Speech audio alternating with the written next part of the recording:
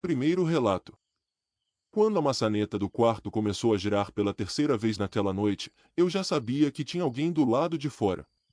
Eu travei a respiração, segurando a coberta com as mãos suadas, enquanto o metal fazia aquele som leve, insistente, como se a pessoa estivesse testando minha paciência.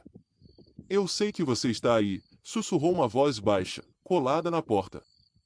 Eu estava em um hotel de beira de estrada, desses que você só escolhe porque é tarde demais para dirigir mais uma hora. Chovia forte lá fora, e o som dos carros na rodovia quase sumia atrás do barulho constante da água batendo nos telhados de zinco. O corredor era iluminado por lâmpadas amareladas, e o papel de parede do quarto descascava nos cantos, mostrando manchas escuras de umidade. Eu vinha de uma viagem longa de trabalho, cansado, com dor de cabeça, e só queria dormir algumas horas antes de seguir viagem. Quando fiz o check-in, o recepcionista mal levantou os olhos do celular, parecia indiferente demais para alguém que trabalhava num lugar tão vazio. O primeiro sinal estranho foi justamente essa solidão do hotel. O estacionamento tinha só meu carro e uma caminhonete velha, coberta de lama, parada num canto escuro. No corredor, todas as portas estavam fechadas, e eu não ouvi nenhuma TV ligada, nenhuma conversa abafada, nada, apenas o zumbido do ar-condicionado. Quando perguntei se havia muitos hóspedes, o recepcionista respondeu rápido demais que sim, que tinham vários, que era uma noite movimentada. Mas aquele silêncio grosso, pesado, dizia outra coisa. Eu entrei no quarto 7, joguei minha mala na cadeira e chequei por reflexo se havia tranca interna. Havia um trinco simples, bem gasto, e uma corrente curta que parecia que ia se soltar a qualquer momento. A luz do teto piscava de vez em quando, e o lençol tinha um cheiro estranho, entre desinfetante fraco e cigarro antigo. Eu ia reclamar, mas eu estava tão exausto que só tomei banho e deitei, deixando a TV ligada no volume mínimo, só para sentir que não estava completamente sozinho naquele lugar. Foi por volta das 2 da manhã que ouvi a primeira tentativa na maçaneta. Um clique leve, como se alguém tivesse encostado a mão e desistido. Na hora, achei que era o barulho normal do prédio, madeira dilatando, essas coisas que a gente inventa para não se assustar. Voltei a fechar os olhos, mas alguns minutos depois, ouvi de novo, dessa vez, mais longo, a maçaneta descendo um pouco, como se alguém estivesse testando a porta com cuidado. Sentei na cama, o coração acelerado, e fiquei ali, imóvel, ouvindo o som da chuva e aquele ruído metálico insistente. Quem está aí? Perguntei, tentando parecer firme. O barulho parou na hora. Não houve resposta, nem passos se afastando, nada, como se o corredor tivesse engolido a pessoa.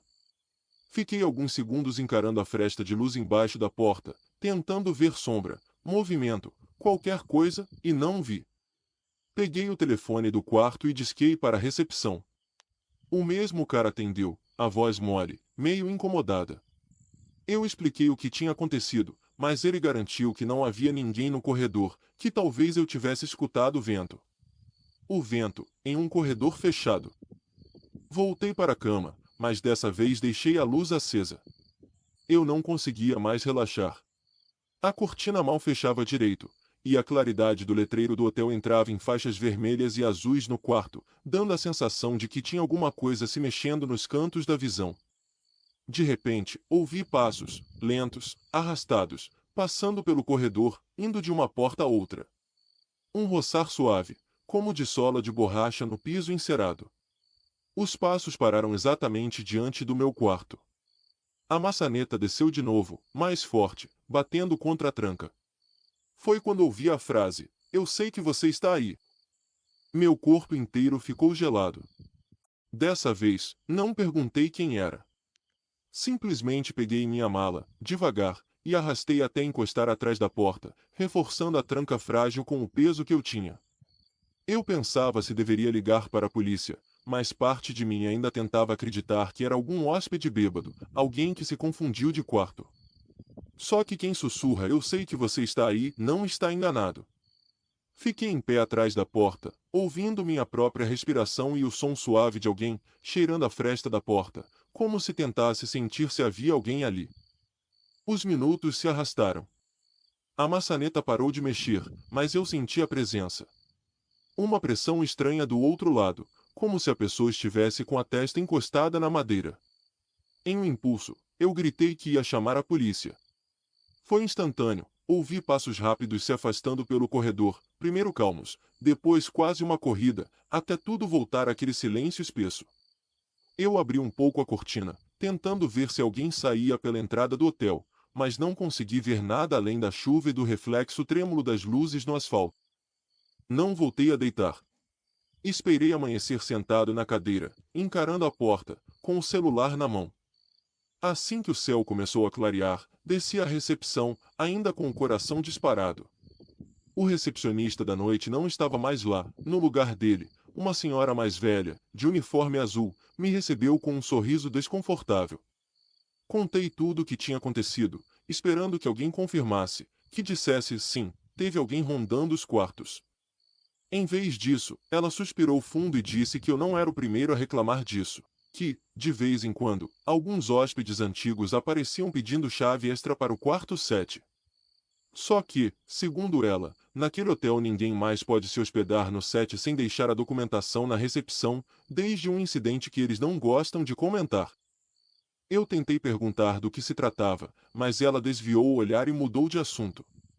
Quando fui fazer o check-out, reparei em uma prateleira atrás do balcão, cheia de chaves antigas, com etiquetas vermelhas. A do quarto 7 estava lá, 2 vezes. Uma das etiquetas estava arriscada, o número quase apagado, como se tivessem tentado apagar a existência daquela cópia. Enquanto eu colocava minhas coisas no carro, vi pelo retrovisor a porta do meu quarto se abrir, devagar, sem ninguém por perto, como se alguém tivesse saído dali naquele exato momento. Eu não voltei para conferir se tinha deixado a porta mal fechada. Entrei no carro, dei partida e fui embora, com a sensação clara e incômoda de que, naquela madrugada, alguém tinha certeza absoluta de que eu estava ali, e talvez ainda estivesse esperando que eu abrisse a porta. Segundo relato. Eu acordei com alguém sentando na beira da minha cama. O colchão afundou de um lado, devagar, como se uma pessoa pesada tivesse se acomodado ali, e senti o lençol esticar sob o meu corpo. Eu não consegui me mexer. O quarto estava completamente escuro, e a única coisa que eu ouvia era minha própria respiração curta e um som baixo, molhado, como se alguém estivesse respirando bem perto do meu rosto. Eu estava hospedado em um hotel antigo no centro histórico de uma cidade turística, um prédio estreito, com corredores compridos e carpete gasto. Chovia lá fora, e a água escorria pela fachada, batendo em um toldo de lona que rangia com o vento. No check-in, o atendente comentou, meio brincando, que eu tinha escolhido um quarto cheio de história. Era o 304, no final do corredor, perto de uma janela que dava para um pátio interno escuro. O quarto tinha móveis pesados de madeira, um guarda-roupa antigo com espelho manchado e um abajur com cúpula de tecido, desses que deixam a luz fraca e amarelada. Eu tinha chegado tarde, cansado de andar o dia todo, e mal prestei atenção aos detalhes inquietantes. Uma mancha escura no rodapé, a pintura ligeiramente diferente em um pedaço da parede perto da cabeceira, como se algo tivesse sido coberto às pressas. E o silêncio, aquele silêncio estranho de prédio antigo, em que cada estalo soa alto demais. Quando deitei, achei que ouvi alguém andando no quarto de cima, passos lentos, compassados, indo e voltando, como se a pessoa estivesse nervosa. O primeiro sinal estranho veio pouco depois de eu apagar a luz. Eu estava quase pegando no sono quando ouvi, muito nítido, o som de água pingando, mas não vinha do banheiro. Vinha de algum ponto acima da cama, um tic, tic, tic, ritmado, caindo sobre uma superfície que não era o piso. Acendi o abajur, assustado, e olhei para o teto. Nada. O gesso parecia normal, sem manchas. Olhei para a cama, para o lençol, e não vi nenhuma gota. Mesmo assim, o som continuava na minha cabeça, tão presente que eu achei que pudesse ser algum problema de encanamento. Voltei a deitar, dessa vez tentando ignorar. Mas quanto mais eu fechava os olhos, mais sentia que o quarto estava cheio. Não de coisas, mas de uma tensão estranha, como se alguém me observasse, esperando eu relaxar completamente. Foi quando senti o colchão afundar. Não foi um tranco, foi lento, como se alguém estivesse se aproximando em silêncio e, com cuidado, sentasse ao meu lado. Minha coluna inteira enrijeceu. Eu sabia, com a certeza absurda que vem do medo, que não estava sozinho. O som da respiração perto do meu rosto começou fraco, como se viesse de muito longe, mas foi se aproximando até eu sentir um ar frio bater no meu pescoço. Eu tentei virar a cabeça, mas meu corpo parecia preso, pesado. Não era exatamente paralisia do sono, porque eu ouvia o tecido do lençol se movendo, sentia o colchão reagir ao peso, algo físico estava ali. Em um impulso, fechei os olhos mais forte, como se isso fosse me proteger. E foi aí que ouvi as palavras, num sussurro rouco, quase sem voz: "Você não é ele." Meu sangue gelou. E, num segundo, a sensação de peso ao meu lado sumiu. O colchão voltou ao estado normal, o lençol afrouxou, e o quarto ficou silencioso de novo, exceto pela chuva do lado de fora.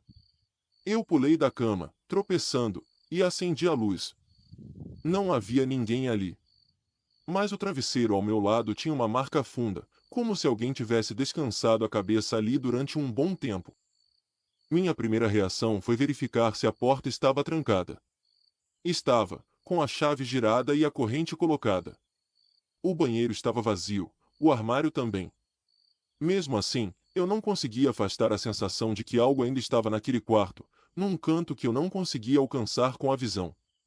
Liguei para a recepção, a voz trêmula, e expliquei que alguém tinha entrado no meu quarto. O atendente fez um silêncio estranho antes de perguntar: "Você está no 304, não é?" Quando confirmei, ele suspirou e disse que ia subir. Ele bateu na porta poucos minutos depois. Entrou, acendeu todas as luzes e examinou o quarto comigo. Não havia sinais de invasão, nenhuma janela aberta. Eu contei exatamente o que tinha sentido: o peso na cama, a respiração, o sussurro. Ele manteve a expressão neutra, mas eu percebi que ele evitava olhar para a parede perto da cabeceira. Quando perguntei do que se tratava, ele finalmente cedeu e contou que, alguns anos antes, um hóspede tinha morrido ali. Segundo ele, o homem era um viajante que vinha sempre ao hotel, sempre no mesmo quarto, esperando alguém que nunca chegava. Ficava horas sentado na beira da cama, encarando a porta, na esperança de que uma pessoa específica entrasse. Uma noite, o homem foi encontrado morto, deitado de lado, com o travesseiro afundado, como se tivesse dormido esperando aquela pessoa. Desde então, alguns hóspedes relatavam a sensação de alguém sentando na cama, respirando perto, às vezes sussurrando algo incompreensível. Eu pedi para trocar de quarto na mesma hora. Ele hesitou, disse que o hotel estava quase lotado, mas acabou conseguindo um quarto no segundo andar, 207. Enquanto eu recolhia minhas coisas, percebi, pela primeira vez, um detalhe que não tinha notado antes: a tal pintura diferente na parede, perto da cabeceira, tinha o contorno de algo que foi arrancado de lá, algo pesado, retangular, talvez uma placa. Encostado discretamente ao lado do balcão da recepção, eu vi depois um quadro velho, virado para a parede. No canto, dava para ler um pedaço de texto, em memória de, antes que o resto estivesse coberto de tinta. Naquela noite, no novo quarto, eu demorei para dormir. Quando finalmente consegui, tive a sensação de estar sendo observado de novo. Acordei no meio da madrugada com uma pressão leve na beira da cama. Por reflexo, estendi a mão, tateando o colchão, estava firme.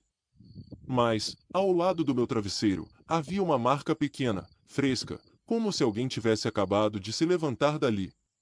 E bem no limite do meu campo de visão, antes de eu ter coragem de acender a luz, juro que vi a silhueta de alguém sentado, olhando para a porta, esperando por outra pessoa. Não por mim. Ainda bem. Terceiro relato. A primeira batida na porta veio seca, agressiva, como se alguém quisesse que eu abrisse na hora. A segunda foi ainda mais forte, fazendo o batente vibrar, e eu ouvi uma voz irritada dizendo que sabia que eu estava escondendo ela ali dentro. Eu não fazia ideia de quem era ela. Eu estava sozinho naquele quarto de hotel. Eu tinha parado em uma cidade pequena por causa de um evento de trabalho, e a empresa reservou para mim um hotel simples, perto da rodoviária. O lugar não parecia perigoso à primeira vista, só meio descuidado. Corredores estreitos, luzes frias, uma recepção pequena com um sofá rasgado. Meu quarto era no terceiro andar, de frente para a rua, e dava para ouvir buzinas e conversas até tarde. Eu já estava cansado, com vontade de tomar um banho rápido e dormir. Quando cheguei ao corredor do meu andar, notei duas coisas que me deixaram desconfortável. A primeira era o cheiro de cigarro impregnado nas paredes, mesmo com a placa de proibido fumar bem na entrada. A segunda era um homem encostado na porta do quarto ao lado do meu, o 309, com uma mochila caída aos pés. Ele me encarou do momento em que eu saí do elevador até eu virar a chave do meu quarto. Não desviou os olhos um segundo sequer. Eu entrei no 310 tentando ignorar a sensação de estar sendo observado. Tranquei a porta, coloquei a corrente e fui direto para o banheiro. Enquanto a água esquentava, ouvi uma discussão abafada vindo do quarto ao lado. Uma voz masculina, provavelmente a do homem do corredor, falando alto, nervoso, e uma voz feminina, baixa, que eu não conseguia entender. Parecia uma briga de casal. A TV do meu quarto não funcionava bem, chiava em quase todos os canais, então fiquei sem ruído para mascarar aquela discussão. O primeiro sinal de que algo estava realmente errado foi o silêncio repentino. De uma hora para outra, as vozes cessaram, como se alguém tivesse baixado o volume do mundo. Eu até abri a água da pia para ver se era só impressão minha, mas não era. Aquele tipo de silêncio que pesa no ar, que faz você perceber sua própria presença de um jeito incômodo. Voltei para a cama, tentando focar no celular, quando veio a primeira batida na porta. O impacto foi tão forte que eu praticamente saltei do colchão. Abre, gritou a voz masculina do outro lado, a mesma que eu tinha ouvido discutindo. Eu sei que ela está aí com você. Meu coração disparou na hora. A primeira reação foi pensar que ele tinha confundido os quartos. Eu respondi, tentando manter a calma, que estava sozinho, que devia haver um engano. Ele bateu de novo, mais forte, e disse um nome que eu não conhecia, acusando-a de estar me escondendo. Eu me afastei da porta, com medo de sequer chegar perto da fechadura. O cara parecia completamente fora de si. Peguei o telefone do quarto e liguei para a recepção, falando baixo, como se ele pudesse me ouvir pelo fio. Expliquei a situação, pedi que alguém subisse imediatamente. O recepcionista, com uma voz sonolenta, disse que ia mandar o segurança. Enquanto isso, o homem continuava batendo, alternando socos na porta e ameaças. Eu podia ouvir o som das juntas da madeira se forçando, como se a qualquer momento aquela tranca simples fosse ceder. Resolvi que não ia ficar ali esperando. Apaguei as luzes do quarto, para dar a impressão de que não havia ninguém, e fui até a janela. O quarto ficava num terceiro andar relativamente baixo, e logo abaixo da minha janela havia um toldo largo do restaurante do térreo. Por um segundo, considerei pular ali, mas a ideia de me quebrar todo me fez recuar. Em vez disso, me escondi no banheiro, trancando a porta, como se mais uma barreira fosse fazer alguma diferença se ele arrombasse. Os minutos pareceram horas. Eu ouvi os passos do homem indo e voltando no corredor, às vezes encostando o ouvido na porta, às vezes murmurando coisas que eu não conseguia entender, mas em um tom de ódio que me deixava paralisado. A cada rangido do piso, eu prendi a respiração. Em dado momento, o som das batidas mudou de posição. Ele estava batendo na porta do 309, o quarto dele. E, de repente, começou a gritar para ela abrir, que sabia que ela estava escondida, que ninguém ia tirá-la dele. Foi aí que ouvi outra voz, vinda do corredor, mandando ele se afastar. Parecia o segurança. Houve uma discussão rápida, passos apressados, e depois um arrastar de algo pelo chão, como se estivessem tirando o homem dali à força. O silêncio voltou, mas dessa vez não trouxe alívio. Havia algo errado na forma como tudo ficou calado rápido demais. Abri a porta do banheiro e fiquei alguns minutos encostado nela, ouvindo. Nada. Quando finalmente criei coragem para abrir a porta do quarto, o corredor estava vazio. Luzes frias, parede cheirando a cigarro, nenhuma voz. Fui até a recepção para entender o que tinha acontecido. O atendente da noite, um rapaz novo, parecia nervoso. Ele disse que o segurança tinha subido, sim, mas que, quando chegou ao terceiro andar, não encontrou ninguém no corredor. Nenhum homem, nenhum som de briga. Só um quarto com a porta entreaberta, o 309. Segundo ele, o 309 estava oficialmente desocupado desde o início do mês, por questões de manutenção. Eu garanti que tinha visto um homem ali, encostado na porta, horas antes. O recepcionista me olhou, hesitou e, por fim, disse que o quarto estava trancado e que ninguém tinha pego a chave. Que, se eu quisesse, poderia descer mais dados na manhã seguinte com o gerente. Ofereceu, quase sem eu pedir, para me trocar de quarto. Eu aceitei na hora. Na manhã seguinte, quando voltei para a recepção, um outro funcionário estava lá. Contei tudo de novo, e ele apenas franziu o senho, como se já tivesse ouvido algo parecido. Então disse, com pesar, que o 309 tinha sido o cenário de um caso complicado meses atrás, um homem ciumento, uma relação abusiva, uma discussão que terminou muito mal. Desde então, evitavam usar o quarto, mas alguns hóspedes, como eu, juravam ouvir brigas, batidas na porta, e acusações a uma mulher que não estava mais ali. Eu passei o resto da minha estadia em outro andar, mas toda vez que o elevador parava no terceiro, eu evitava olhar para o corredor. Numa dessas, porém, o elevador demorou a fechar, e eu acabei encarando. A porta do 309 estava fechada, a faixa de "em manutenção" pendurada. Ainda assim, eu tive a nítida impressão de ver uma sombra projetada por baixo da fresta. Uma sombra imóvel, como de alguém em pé, colado à porta, esperando que alguém, em algum quarto, abrisse para devolver aquilo que ele acreditava ainda ser dele. Quarto relato. Eu já estava correndo pelo corredor do hotel quando percebi que, não importa quantas esquinas eu virasse, o número na placa continuava o mesmo, 413. Eu passava por portas idênticas, carpete igual, a mesma luz fria piscando, e sempre, sempre, a plaquinha dourada, 413.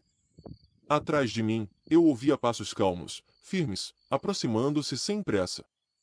Tudo começou quando um amigo me indicou aquele hotel vintage para passar uma noite antes de um voo cedo. Era perto do aeroporto, mas um pouco afastado, uma construção antiga reformada, cheia de quadros em preto e branco nos corredores. No site, parecia charmoso. Na realidade, a reforma parecia ter parado pela metade. O lobby era bonito, mas, à medida que você subia de andar, o carpete ficava mais gasto, as paredes mais marcadas. Eu fiquei no quarto 413, no fim do corredor, bem distante do elevador. O quarto tinha um estilo meio fora do tempo, telefone de disco no criado mudo, abajur de vidro leitoso, cortinas pesadas de tecido grosso. A janela dava para um estacionamento vazio, iluminado por um único poste de luz.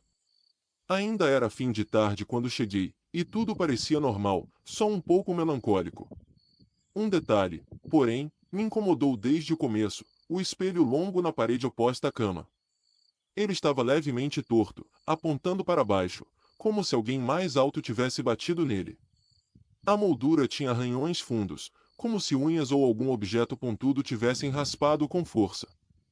À noite, o hotel parecia outro.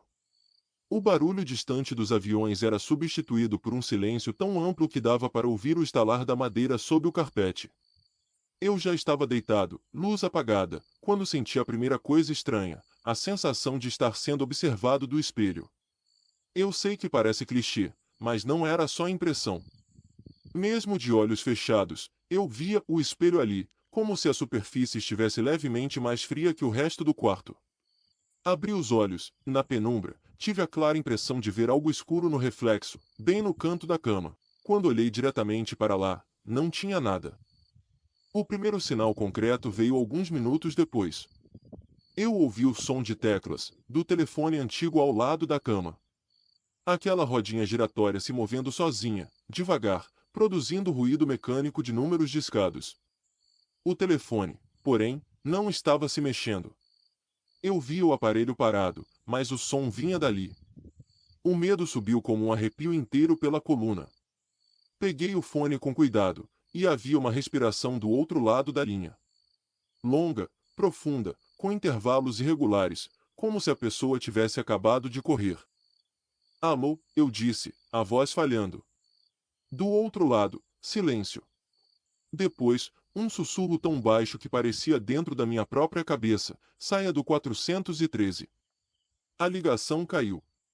O telefone voltou a ficar mudo, pesado. Eu podia ter achado que era uma pegadinha, mas não parecia. Havia algo desesperado naquela voz, como alguém que estava avisando tarde demais. Eu decidi ir até a recepção. Precisava de qualquer desculpa para sair daquele quarto. Peguei a chave, abri a porta e entrei no corredor. As luzes fluorescentes piscavam de forma irregular, e o carpete fazia um barulho abafado sob meus passos. Olhei para a placa do quarto, 413. Olhei para a frente e comecei a andar, contando as portas até o elevador. Caminhei alguns metros, passei por 2 portas, depois 3, e outra vez, lá, na parede, a plaquinha dourada, 413. Parei na hora, o coração acelerando. Olhei para trás, a porta de onde eu tinha saído. 413, olhei para frente, 413. Era como estar em um corredor espelhado. Eu respirei fundo, convencido de que era só cansaço. Continuei andando, dessa vez mais rápido, olhando para os números de cada porta. 411, 412, 413. 413 de novo. Quanto mais eu andava, mais aquele número se repetia, como se eu estivesse girando em círculos invisíveis. Foi quando ouvi os passos atrás de mim. Não eram apressados, não eram de alguém correndo. Eram firmes, regulares, o som de um sapato social batendo no carpete com peso suficiente para afundar levemente. Eu não precisei olhar para saber que fosse quem fosse, estava se aproximando. A cada passo meu, 2 batidas mais atrás. Virei uma esquina, 413. Virei outra, 413.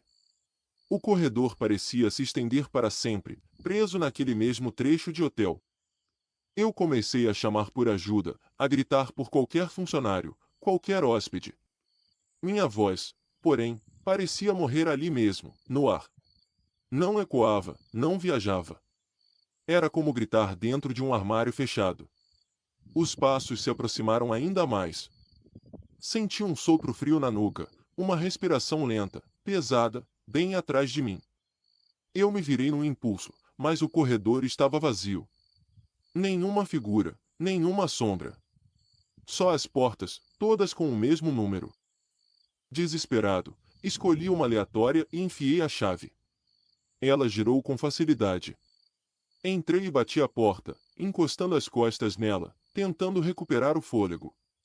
O quarto era idêntico ao meu, mesmo espelho, mesma cama, mesma janela. Fui até a cortina e a abri. Lá embaixo, o mesmo estacionamento vazio, o mesmo poste de luz. Daquela altura, vi uma coisa que me fez gelar. Na janela do quarto em frente, diretamente na mesma posição do meu, havia uma figura parada, só um contorno escuro, olhando para baixo, na mesma direção que eu. Eu recuei, tropeçando, e minha perna bateu no telefone de disco. O aparelho caiu no chão, mas, ao invés de se calar, começou a tocar. Um toque mecânico, agudo, insistente. Eu atendi sem pensar. A mesma respiração do outro lado, mais perto, mais urgente. Você não devia ter voltado, disse a voz. Agora é 413 para sempre.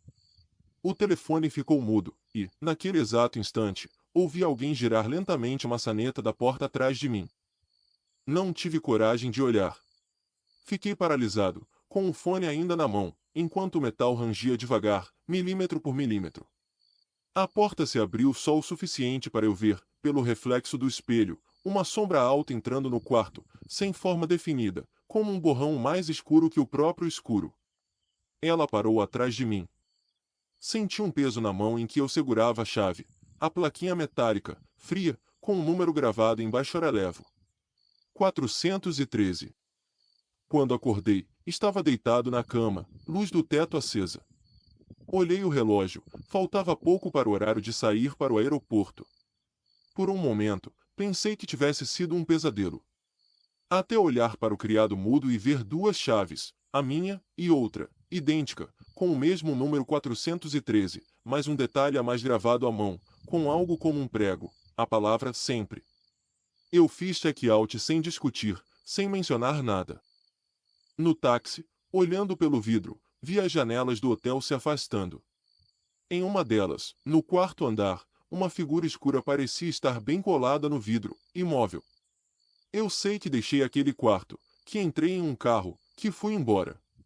Mas, às vezes, antes de dormir, tenho a sensação de estar de novo naquele corredor, e o número na porta nunca muda. 413, 413, 413.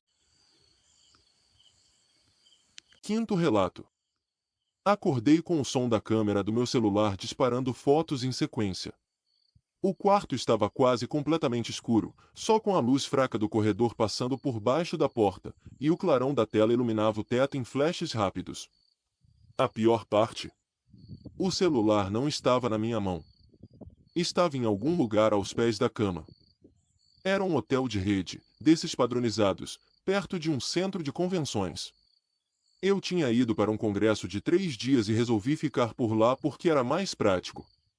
Tudo era muito limpo, muito branco, quase clínico.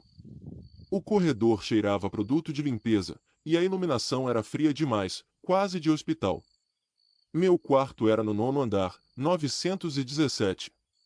Quando cheguei, reparei numa placa discreta na porta: este quarto faz parte do programa de monitoramento de qualidade. Na hora, achei que fosse algo sobre limpeza, nada demais. O quarto em si era confortável, cama grande, mesa de trabalho, TV enorme. Não havia nada visivelmente estranho, exceto um pequeno ponto escuro no teto, bem no centro, perto demais da luminária para ser só imperfeição da pintura. Eu estranhei aquilo, mas supus que fosse um sensor de fumaça. Mesmo assim, a forma era diferente, um círculo perfeito, ligeiramente brilhante. Dei de ombros. O primeiro sinal de que algo estava errado aconteceu na segunda noite. Eu tinha voltado tarde, exausto, e deixei o celular carregando sobre a mesa, com a tela virada para baixo. Programei o despertador, apaguei as luzes e me deitei. No meio da madrugada, ouvi aquele som mecânico de obturador, repetido, como se alguém estivesse apertando e segurando o botão de tirar fotos. Clique-clique, clique-clique, clique-clique. Em um primeiro momento, meio sonolento, achei que fosse o barulho de algum equipamento de limpeza lá fora, mas logo reconheci o som do próprio celular. Acordei de vez, tateei o criado mudo, nada. O celular não estava ali. O som vinha do pé da cama. Meu coração começou a bater mais rápido. Eu me inclinei devagar e, à luz fraca que vinha da fresta da porta, vi a silhueta do aparelho apontado para mim, apoiado, como se estivesse nas mãos de alguém ajoelhado ali. Antes que eu conseguisse reagir, a tela apagou, e o som cessou. Acendi a luz num pulo. Não havia ninguém. O celular estava no chão, encostado na lateral da cama, como se tivesse caído dali. Peguei o aparelho com as mãos trêmulas. A câmera estava aberta, mas travada em modo BURS, aquele de várias fotos consecutivas. Saí desse modo, fechei o app, e fui direto para a galeria. Havia dezenas de fotos novas, todas tiradas naquela madrugada, em sequência. Eu comecei a rolar pela galeria devagar. As primeiras mostravam o quarto vazio, a cama arrumada, como se alguém estivesse testando o enquadramento. Depois, havia fotos minhas dormindo, de vários ângulos. Algumas eram só do meu rosto, muito de perto, com os poros, as olheiras, a boca entreaberta. Outras eram de cima, como se tivessem sido tiradas quase coladas ao teto, apontando direto para mim. Meu estômago revirou.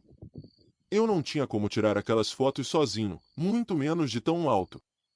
Tentei manter a calma, buscando uma explicação racional. Talvez alguém tivesse invadido o quarto, mexido nas minhas coisas enquanto eu dormia. Verifiquei a porta, trancada por dentro, corrente no lugar. A janela também estava fechada, sem sacada. Não havia nenhum sinal de invasão. Mesmo assim, a sensação clara era de que eu tinha sido observado durante horas. E registrado, detalhe por detalhe. Respirei fundo, apaguei as luzes e tentei voltar a dormir, mas qualquer sombra me fazia sobressaltar. A cada estalo do prédio, eu imaginava alguém parado ao lado da cama. Em algum momento, peguei no sono de novo, um sono leve, quebrado. Acordei com um barulho diferente, o de uma notificação no telefone. Uma mensagem de número desconhecido. O texto era curto: você se mexe muito quando está quase acordando. Nenhum emoji, nenhum complemento. Apenas aquela frase. Eu senti as pernas amolecerem. Abri a foto que vinha em anexo. Era uma imagem minha, deitado de lado, os olhos ligeiramente abertos, como se eu estivesse naquele estado entre sono e vigília.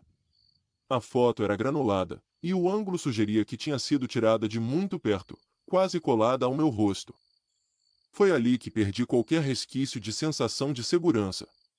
Liguei para a recepção, a voz trêmula, e pedi que alguém subisse imediatamente.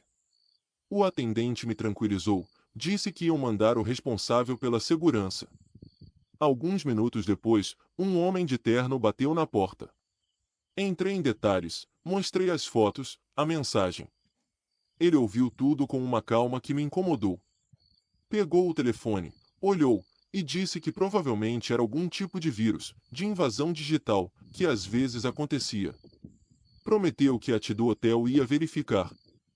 Quando mencionei o ponto escuro no teto, o suposto sensor, ele olhou rapidamente para cima e disse que era equipamento padrão. Mas seus olhos desviaram rápido demais. Eu insisti, dizendo que as fotos pareciam ter sido tiradas de ângulos impossíveis, como aquele do teto. Ele respondeu, mais seco, que os quartos eram monitorados apenas em situações de emergência, por sensores de movimento, nada de imagem. A explicação não fazia sentido, mas ele repetia aquilo como se fosse um script. Pedi para trocar de quarto ou até mesmo de andar. Ele hesitou, consultou algo no tablet, e disse que o hotel estava lotado, que não havia outra opção disponível naquela noite. Se eu quisesse, poderia fazer o check-out antecipado na manhã seguinte. A forma como ele descartou tudo, como se eu estivesse exagerando, me deixou com uma sensação de vulnerabilidade profunda. Voltei para dentro do quarto com a clara impressão de que ninguém ali ia realmente me ajudar. Passei o resto da noite sentado na cadeira, encarando o teto e o celular. Em um momento de impulso, peguei uma toalha e cobri o ponto escuro no teto, prendendo com fita adesiva que achei na minha mochila. O ato me deu um pouco de alívio, como se eu estivesse, de alguma forma, fechando um olho que me observava. Ainda assim, a sensação de estar sendo visto não passou. No dia seguinte, desci cedo para fazer o check-out. Outro funcionário estava na recepção, uma moça sorridente, que me perguntou educadamente como tinha sido minha estadia. Eu quase respondi automaticamente tudo bem, mas contei o que tinha acontecido. Ela pareceu sinceramente surpresa, não fez o mesmo discurso ensaiado do outro funcionário. Quando mencionei o número do quarto, porém, o sorriso dela murchou um pouco. Ela digitou algo rapidamente no computador e disse, quase num sussurro, que o 917 fazia parte de um projeto antigo de avaliação de experiência, que já tinha sido oficialmente encerrado. Segundo ela, alguns poucos quartos foram equipados com câmeras temporárias para estudar o comportamento dos hóspedes, mas o projeto nunca foi totalmente regularizado. Disseram que tinham removido tudo. Ela garantiu que ia abrir uma reclamação interna, que aquilo não poderia estar acontecendo ainda. Eu saí de lá com um misto de nojo e inquietação, me sentindo exposto até na lembrança. Mais tarde, já em casa, criei coragem para revisar de novo as fotos daquela noite, antes de apagar tudo. Foi aí que reparei em um detalhe que tinha passado despercebido. Em algumas imagens, no canto superior, bem próximo ao teto, aparecia uma forma indefinida, como se alguém se inclinasse para fora de um ponto escuro no alto da parede. Uma silhueta borrada, sem rosto, mas com a nitidez suficiente para mostrar algo parecido com mãos apoiadas na borda invisible. Como se algo, ou alguém, estivesse do outro lado de um buraco que eu nunca vi, observando. Eu apaguei as imagens, troquei de número, mudei todas as senhas. Mas, até hoje, quando entro em qualquer quarto de hotel, a primeira coisa que faço é olhar para o teto e para o canto das paredes, procurando pontos escuros, brilhos estranhos, qualquer sinal de que há olhos onde não deveria ver. E, de vez em quando a luz apaga de repente, eu quase posso ouvir o som distante de uma câmera disparando sozinha no escuro. Você ouviu o rádio noturno, e eu agradeço por não ter me deixado sozinho nesta madrugada. Siga o canal e volte para mais histórias, sempre há outra esperando por você.